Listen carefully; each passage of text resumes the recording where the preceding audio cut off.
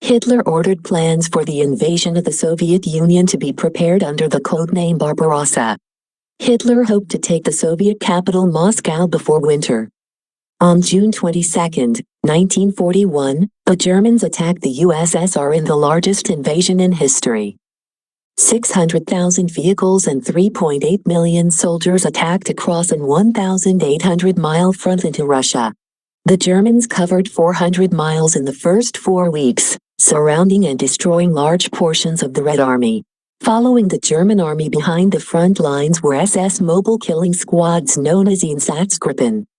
The purpose of these units were to murder communists, Jews, and Slavs as the end to the fighting was nowhere in sight, and Hitler still envisioned Germany gaining new territories.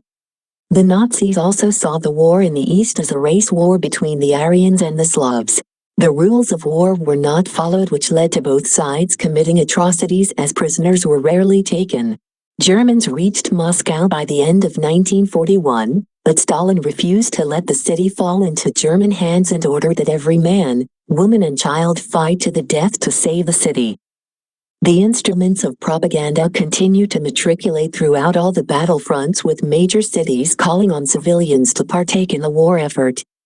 Meanwhile, in the north, another German army pushing along the Baltic coast made similarly spectacular progress in the early weeks of the campaign. By August, it had reached Russia's second-largest city, Leningrad. The Germans proved unable to capture it. They began a siege which they hoped would be over before the winter. It turned out to last for 900 days.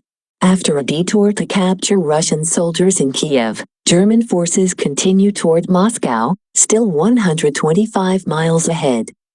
But the weather was deteriorating, with the roads buried deep in mud, which soon began to freeze.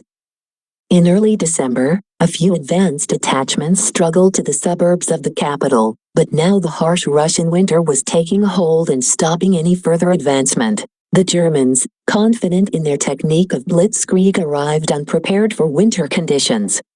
They received orders from Hitler that no one was to turn back on any front. Remembering what happened to Napoleon's army on the march to Moscow, the shivering commanders and their men knew all too well the hidden strengths brought out in the Russians by depths of winter and extremes of danger.